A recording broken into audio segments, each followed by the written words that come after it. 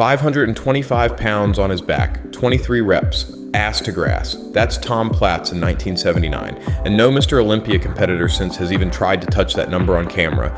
You need to understand what that means. Most elite powerlifters can't squat 525 once with that depth. Platz did it 23 times, then racked the bar, walked off, and went back to a split. And he wasn't a powerlifter. He was a 220-pound bodybuilder whose entire identity was wrapped around a single body part, his quads. Here's the thing nobody quite believes when they hear it.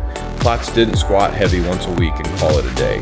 He squatted like a man possessed, 8 to 10 sets, sometimes 10 by 10, sometimes a top set taken past 20 reps, then drop sets, then hack squats, then leg extensions, then leg curls, all in one session that could stretch past 2 hours. His training partner, John Carl Mace, described workouts where Platz would finish a set of squats, stagger to a trash can, throw up, and walk back to the rack. And the payoff? When Platz stepped on stage at the 1981 Mr. Universe and Pro, he didn't just win, he showed quads that 4 decades later are still the benchmark. Arnold has said on camera that Platz had the greatest legs in bodybuilding history, not top 5, the greatest, ever. So how did a kid from Detroit build that under the mentorship of Bill Pearl in the late 70s? And does any of it actually match what modern hypertrophy science says works? Stick with me, because the answer is weirder than you think. Platz's philosophy came from a simple, brutal place. He believed the legs, especially the quads, had a fiber composition and a pain tolerance that demanded more than the rest of the body.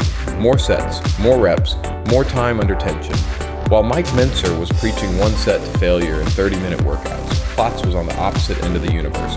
His leg day alone could hit 20-plus working sets across squats, hacks, leg presses, extensions, and curls. His signature was the high rep squat, not 5 by 5, not even 10 by 10.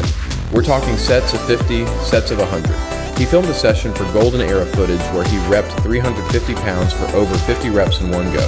Most lifters can't do 50 bodyweight squats without stopping. Platz did it loaded with 3 plates aside. If this is rewiring how you think about leg training, hit subscribe, because what the science says about it is the part most people get wrong. Now here's where it gets interesting. For 30 years, the bodybuilding world treated Platz like a beautiful freak, an outlier, a guy whose genetics let him survive volume that would kill mortals. But then the research started catching up. Brad Schoenfeld's 2017 meta-analysis, published in the Journal of Sports Sciences, looked at weekly set volume and muscle growth. The conclusion, more sets equals more hypertrophy in a dose-response relationship up to at least 10 sets per muscle per week, with evidence that some lifters benefit from even more. Schoenfeld and James Krieger followed that with a 2019 study in Medicine, in Science and Sports and Exercise, showing that lifters doing 32 sets per muscle per week grew more than those doing 16 or 24. Platz was hitting numbers in that neighborhood for quads alone, in a single session in 1978, before anyone had ever run the study. Then there's the rep range question. Old school dogma said 6 to 12 reps for size. Anything higher was endurance work. Platz ignored that completely. And in 2016, Robert Morton and Stuart Phillips at McMaster University published a landmark study showing that high rep, lighter load training to failure produced essentially identical hypertrophy to heavy low rep training. Sets of 30 grew muscle just as well as sets of 8, as long as effort was maximal. Platz was running that protocol 40 years before the paper dropped. But here's the part nobody saw coming. Platz wasn't just doing volume. He was doing volume plus intensity plus frequency, all stacked. He trained legs twice a week in his peak years, with a heavy day and a high rep day. And his idea of high rep wasn't 15, it was 50. He was essentially combining mechanical tension, metabolic stress, and muscle damage. The 3 drivers Schoenfeld himself laid out in his 2010 paper in the Journal of Strength and Conditioning Research as the proposed mechanisms of hypertrophy. So was he a genius, or was he overkill? Honestly, both. Most lifters who tried to replicate Platz's leg day end up injured, overtrained, or vomiting in a parking lot. The volume he tolerated was unusual, but the principles underneath it, time under tension, training close to failure, varied rep ranges, frequency above once a week, are exactly what the modern literature supports. There's a famous interview from the 80s where Platz talks about being asked by other pros why he trained so hard. His answer was simple. He said he wasn't trying to match them. He was trying to find his own limit. And he said most people never find theirs because they stop at the first sign of pain. That mindset is why his legs became the benchmark. It wasn't just the squats. It was the willingness to walk into a set of 20 rep 405s, knowing it was going to feel like dying, and doing it anyway, twice a week, for a decade. And here's a detail that gets glossed over. Platz didn't have huge legs as a kid. He wasn't genetically gifted in the lower body. He talked openly about being teased for skinny legs in high school.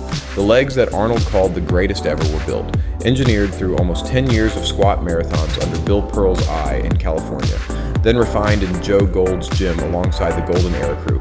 Pearl's influence matters here. Bill Pearl was a 4-time Mr. Universe who believed in high volume, full body work, and brutal consistency. He taught Platz that the squat wasn't just a leg exercise, it was a character exercise. You either showed up for it or you didn't, and the bar always knew. So what should you actually take from this? Not that you need to squat 525 or 23, you don't.